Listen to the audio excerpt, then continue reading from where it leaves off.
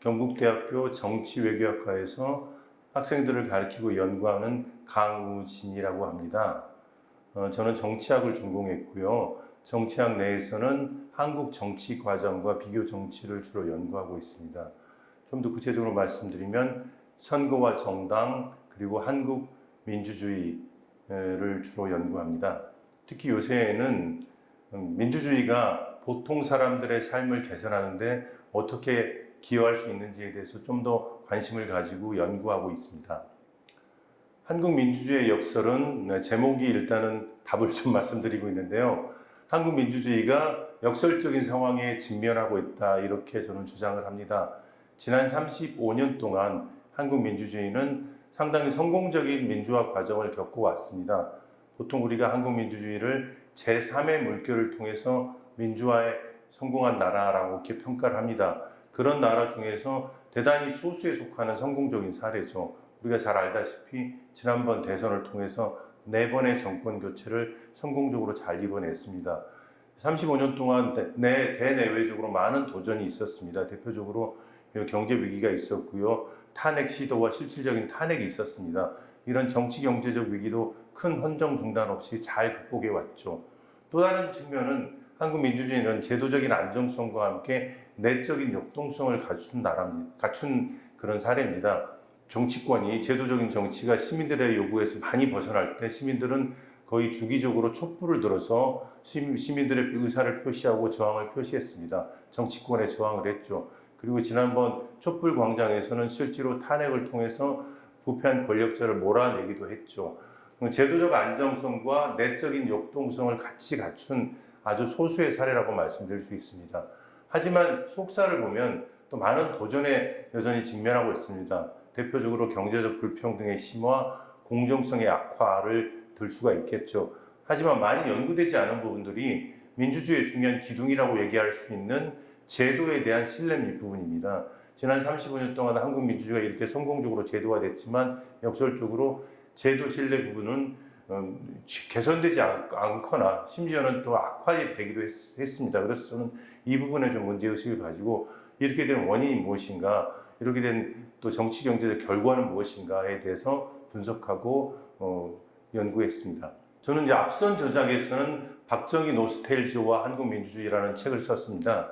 이 부분은 한국 사회에 여전히 헤게모니적 지위를 차지하고 있는, 특히 이제 대구 경북 지역에서는 그렇죠. 박정희 노스텔지어가 민주화 이후에도 한국 사회에서 대단히 중요한 영향력을 행사하고 있다. 그것의 결과, 영향 이런 것들을 분석했고요. 이제 이 한국 민주주의의 역설은 경북대학교 사회과학대학 사회과학연구원의 총소로 기획되었습니다. 그래서 총소가 공모가 있어서 제가 지원을 했고요. 선정되어서 기존에 썼던 논문들 그리고 새로운 논문들을 추가해서 새로운 책으로서 앞서 말씀드린 책의 이제 후반부 두 번째 저작으로서 민주주의 기둥인 제도에 대한 신뢰가 개선되지 않은 이유에 대해서 좀 더 분석했던 그런 책입니다. 이 책의 핵심 내용은 앞서도 간단히 말씀드린 것처럼 민주화 35년 동안 한국 민주주의는 제도적으로 안정되었다는 거죠. 보통 우리가 이걸 선거체제라고 얘기합니다. 선거를 통해서 권력을 교체하는 방식은 한국 민주주의가 대단히 성공적이었다고 평가할 수 있습니다. 민주주의가 무엇이냐라고 했을 때는 사실 많은 정의가 있습니다. 그렇지만 가장 중요한 부분들은 선거죠. 선거, 주기적이고 공정하고 그리고 안정적인 선거를 통해서 권력을 교체하는 것이 이제 민주주의의 가장 핵심적인 역할입니다. 우리가 이제 미얀마라든지 태국 그리고 많은 다른 사례에서 알 수 있듯이 결코 이것은 작지 않은 성취입니다. 대단히 중요한 성취입니다. 그럼에도 불구하고 이 선거가 모든 것을 다 설명해 주진 않죠. 실제로 한국 민주주의의 그런 속사를 들여다보면 한국 시민들은 민주주의에 대한 이해의 관점에서 본다면 수행력에 기반을 두고, 다시 말해서 좀 도구적인 관점에서 민주주의를 이해하는 성격이 큽니다. 그러니까 민주주의 자체보다는. 그렇다면 만약에 수행력이 시민들의 기대에 미치지 못하거나, 그리고 제가 이 책에서 주장하는 것처럼 민주주의의 기둥인 제도에 대한 신뢰가 개선되지 않는다면 한국 민주주의가 앞으로 어려움에 직면할 가능성도 없지 않다라는 거죠. 그래서 제가 이 책에서 분석하고 싶었던 것은 민주주의의 중요한 기둥인 제도와 신뢰의 현황이 무엇인가, 왜 이렇게 제도 신뢰가 낮은가, 그리고 이것의 결정 요인은 무엇인가, 그리고 이것의 정치 경제적 결과는 무엇인가, 여기에 대해서 분석했습니다. 저도 민주주의를 제도적 관점에서 이해하는 촉에 속합니다. 하지만 제도를 실제로 운영하는 사람들은 결국 사람입니다. 그래서 민주주의를 구성하는 것은 제도 자체라기보다는 실제로 제도를 운영하는 사람들의 역할이 대단히 중요하다고 얘기할 수가 있겠죠. 이 책에서 제가 일부 분석을 했지만 이 책의 테마인 제도 신뢰 결손은 사회 신뢰하고 또 연관이 되어 있습니다. 한국 사회에서 우리가 옆에 있는 사람에 대한 가족이라든지 이런 일차적 관계를 넘어서는 신뢰가 대단히 약하기 때문에 결국 이것이 결국 제도 신뢰의 결손하고도 연관이 되어 있거든요.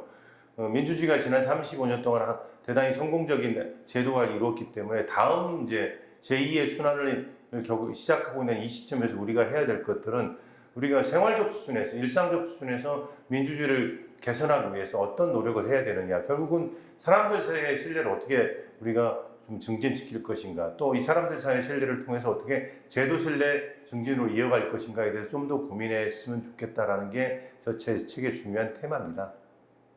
한국 민주주의의 역설, 제도 신뢰 결손의 저자 강우진 교수였습니다. 감사합니다.